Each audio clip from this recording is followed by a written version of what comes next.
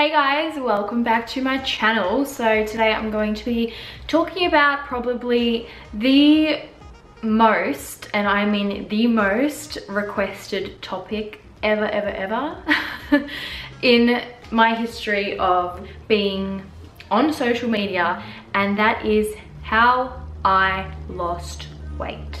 So if you follow me on Instagram, and if you don't, then you should go ahead and follow me. So a couple of weeks ago, I'd say now, I posted a photo and I spoke about my health journey and how I had lost about 10 kilos in a month. And ever since then, I literally get so many DMs every single day asking when I'm finally gonna talk about it, what I did and stuff. The reason why I really wanted to sit down and do this video properly is because I really wanted to speak about everything properly and in detail, because it's more than just, you know, doing one thing, like going to the gym or eating a specific diet or something like that. It is a combination of a few different things. So I really wanted to make sure it was as informative as possible. And I will of course do a disclaimer that I am no health practitioner. I am just purely sharing what worked for me. I'm not saying this is going to work for you at all. I'm literally just sharing my experience, and if anyone wants to take something from that or take nothing from it, completely fine. I'm purely only doing this because so many of you have asked me what I did, so this is me sharing what I did, and yeah, that it worked. So without further ado, let's get into it. The first thing I wanted to actually point out is I didn't actually start my health journey for weight loss. I actually had an autoimmune disease, and that started with me pretty much breaking out in spots all over my body. You can probably still see a few on my arms, but they're so much better. They're pretty much nearly all gone.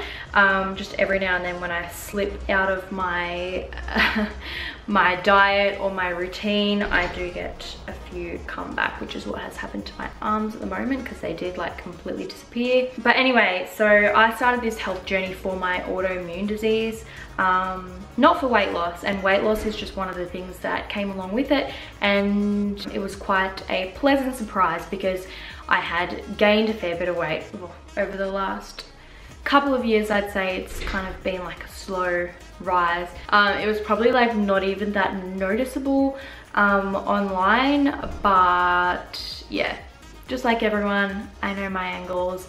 I know what's flattering on my body and what isn't, and I know what I can get away with and what I can't. So that might be why you can't really notice unless you actually like saw me in person, and like all my friends and stuff were like, holy shit, you look so much skinnier. And that's when I noticed. Like, I didn't even think to weigh myself because I didn't even really notice it on myself until people around me started saying it. So anyway, the first thing that I started doing is intermittent fasting. If you are not familiar with that, it is pretty much fasting for part of the day and only eating for another part of the day. So like, you have basically a window of fasting and eating. The reason why I started this is because I needed to improve my insulin resistance. So pretty much, I've got some notes written down here so that I am like explaining everything properly. So if I kind of glance down, that is why. So yeah, I had a really bad insulin sensitivity, and that was causing me to like have adrenal fatigue and stuff like that, and of course the weight loss. And I was a massive snacker, so every time you put something in your mouth, it raises your insulin. So if you're constantly snacking, your insulin keeps raising, and when your insulin's high, it actually stops your fat burning hormone from working. So basically, if your insulin's constantly high, you're not burning any fat. So that's kind of me just putting it in the most simplest way. That's why I probably gained a lot of weight, because I was such a big snacker. So yeah, I got myself into this routine of doing intermittent fasting. So I pretty much started off with timing it, because I've always been like a breakfast snack, lunch snack, dinner snack kind of person, maybe even more snacks in between.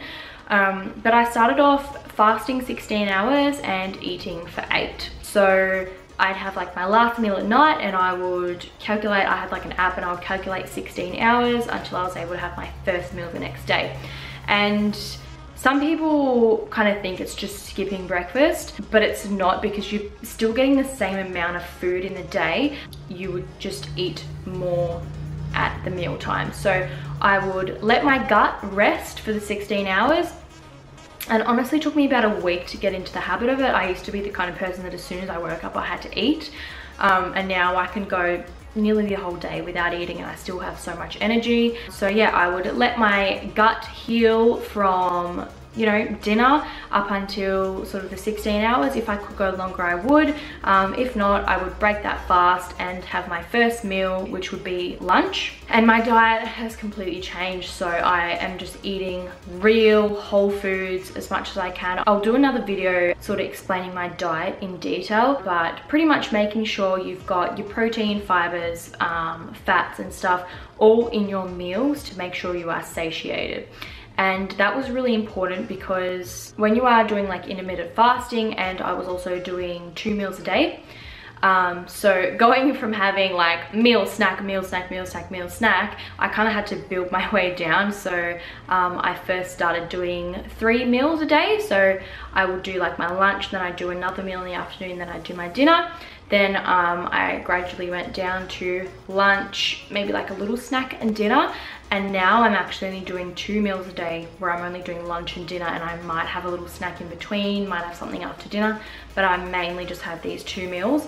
And I still eat the same amount of food I would in a day. I just eat more in those 2 meals. And yeah, I'm getting all my nutrients and yeah, as I said, my fat, protein and fiber in those meals. And yeah, and it's just keeping me full. I'm getting, you know, enough energy for the day, and it's just so much easier because you just don't have to like stop and eat. And I think that was like the biggest part of my weight loss, is really cutting down my eating schedule. And this whole eating only a couple of times a day versus so many times a day plus snacking really helped my insulin resistance. So I would eat my first meal, my body's insulin would raise, but then it would gradually start to go down, and then it wouldn't, like, it would gradually start to go down, and then my fat burning hormone would start working again, and then it wouldn't raise until like I'd have my next meal, which is like at the end of the day, something like that. So it wouldn't just constantly be going up and down, up and down. So, you know, if I am moving around, I am burning fat anyway. And yeah, like the biggest thing was no snacking. I used to be the biggest snacker. I used to work in retail and I would always be snacking. When I'm working from home, I sometimes just can't be bothered making a meal, and I'll just snack on things, and that is the worst thing, even if they're healthy snacks. Like, I have always been a healthy person, and I've always just, you know, been eating healthy snacks, but every time you're putting something in your mouth, you are raising your insulin, so you will not be burning fat. So I just want to say that your fat burning hormone does not work if you are constantly snacking. If you are having problems with weight gain, think about if you're snacking, and even if they are healthy foods, trust me, I was like, what do you mean? Like, I'm eating healthy, why am I gaining weight?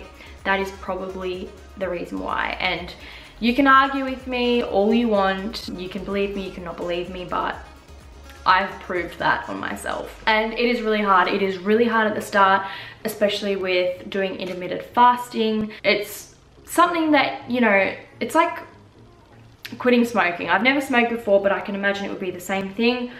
The start of it is always the trickiest, and you just need to push through the first like week or 2 until your body starts to adjusting.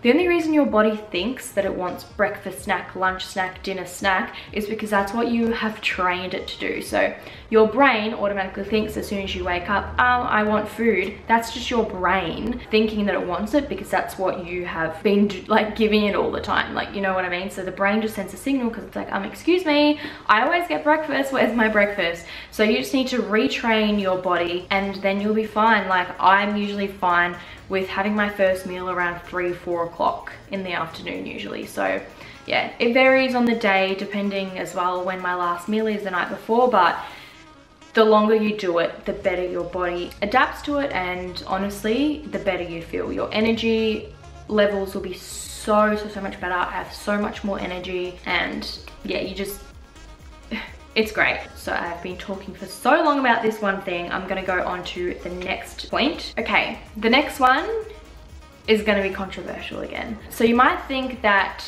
to burn fat, you need to be burning more calories, you need to be doing high intensity workout, like spin classes, running, F45, whatever. And I'm just going to completely disagree with that. And if that works for you, that's totally fine. But in my experience, to me, that did the complete opposite. When I do high intensity training, because I have had adrenal fatigue, my body just gets absolutely exhausted. Okay, I've got some notes here because I have actually done a lot of research on this, because I was like, I need to like do research to back up what I've been experiencing. But pretty much all I've been doing is walking. I've been doing walking, and occasionally I'll go to the gym and I'll still do a little bit of like strength training for like my booty and that kind of thing. But walking has honestly just been amazing. I walk every single day, 10,000 steps every single day. That is my goal of the day. I try to get my 10,000 steps in. So you might think walking is not an adequate form of exercise for weight loss, but walking is actually better than you may think. So walking reduces your cortisol levels, which is your stress hormone. So the more you walk, the lower your cortisol levels get, and then your fat burning hormone works. So because if you're doing high intensity training, your heart rate raises, right? So if you're on the spin machine doing spin class, your heart rate's really high, and when your heart rate's really high, your cortisol levels are also really high. So your cortisol levels, which is your stress hormone, is always higher the higher your heart rate goes. Now this is where my research is going to explain what happens. I'm so bad at explaining things, I'm so sorry. But your cortisol helps make blood glucose. So when you're doing high intensity training, your body gets its energy from the glucose, not fat. So you're actually burning carbs, you're not burning fat. So this is so important, because you might think that because you're burning calories as such, that you're burning fat, but you're not, because your body is getting the energy from the glucose. Whereas when you are walking and your cortisol levels are low, your body can actually like turn on the fat burning hormone, and then you can actually burn fat while you're walking. So that is something that completely blew my mind, because I'm like, why have I never heard of this before? And why have I learned the hard way? I've just always been pushing myself, thinking I had to do all this high intensity training. But especially if you've got like weight around your stomach, that's like a massive one, indicating that you've got increased cortisol levels. So I mean, this could be good news for a lot of people, because if you're like me and you don't enjoy running and you don't enjoy high intensity workouts really, and you would prefer to walk, yeah, this is amazing. So fast paced walks, 10,000 steps a day, try it. If you incorporate the intermittent fasting and the walking, I'm almost 100% certain that you will start to see results, and I'm not even joking. And that's another thing where the fasting comes in as well, with those blood glucose levels. So fasting actually stabilizes them. So if you do have really high blood glucose levels and you are doing a lot of high intensity training and it's all just going really high, fasting actually helps lower that as well. So then your body can start burning energy from fat. So those are sort of the main points. Intermittent fasting, less meals in a day, no snacking, lots of walking, 10,000 steps a day, and no high intensity training / exercise. And the sixth one, which is probably going to be very strange to a lot of you, especially if you've been around for a while for all my lit vlogs, but no alcohol. I don't know if you guys have noticed, but yeah, my vlogs aren't really that rowdy anymore, and that is because I have cut down on alcohol immensely. And I actually drank last weekend for Festival X, and that's why my spots flared up again. So alcohol is a big no-no. The problem with alcohol is, even if you are drinking your vodka lime sodas and you're getting no calories, alcohol is still poison for the body. We all know that. It's not rocket science. Even though you're not consuming calories, you're still consuming rubbish. And the thing is, where alcohol comes in with weight gain is, number one, you can't always drink super clean. For example, I went to a festival on the weekend. I drank vodka lime sodas at home. Then I got to the festival. They had Smirnoff vodka lime sodas in a can. So I thought, yep, sweet. Turned around the ingredients, full of sugar, full of preservatives, full of other crap. So there was nothing clean about that. Then there was no other option. They had double blacks, they had beer, wine, vodka, Red Bull, all that. So when you're in a situation like that, you just gotta not drink because you just don't have the option. When you are drinking, you usually make bad food choices, even though I don't make the worst food choices, and I am still eating things that I shouldn't be eating, and a lot of it again, and at times that I shouldn't be eating. So alcohol just encourages naughty behavior. And again, you do gotta live, you gotta drink sometimes, but I have significantly reduced my alcohol consumption, and I only drink if it's a special occasion really now, and I try to drink as clean as I possibly can. But yeah, I go to a lot of events, and at every single event there is open bar, free cocktails, free champagne, and a lot of the time you'll see me with one and I will literally just use it as a prop, and then I'll pass it over to my plus one, which is usually Ben, and I'm like, here you go darling, you drink it. Like, I just have no urge whatsoever to drink it at all, and if I feel like going out for a drink, I get a mocktail. So yeah, and even with a mocktail, like, you still got to be aware that every time you are drinking something sugary, sweet, you are spiking your insulin levels again. So yeah, just be sensible. And I think, like, alcohol is just one of those things that we all know we shouldn't do, but we still do. But yeah, I thought I would just chuck that one in there because yeah, that is something that I have literally, I think I've drank twice. Yeah, I've drank on 2 occasions in the last probably 4 months or so. Actually, probably even longer. I don't even know. That is my little tips on how I lost weight. As I said, I lost about 10 kilos in a month. So that is just an estimate because I didn't actually, as I said, I wasn't planning on losing weight. So I didn't actually weigh myself before and after. I just know that I happened to weigh myself at one point a few weeks ago, and I was like, holy shit, I literally a month ago when I weighed myself, I weighed 10 kilos more. So yeah, that's how I noticed, and also my clothes are a little bit looser, but that's great. Anyway, I haven't weighed myself in probably a month now, so I wouldn't even know how much I weigh right now, but I'm feeling good. So I hope these tips helped at least one of you. The thing that annoys me about weight loss is, number one, people think it's super hard, super expensive. They think they need to join all these programs and gyms and memberships and, you know, food delivery services, you know, like meal things. They have to drink all these weight loss supplements and protein shakes, and honestly, just push all that shit aside because you don't need any of that. That is all just advertising, marketing, and I'm just being straight up with you. It's all bullshit.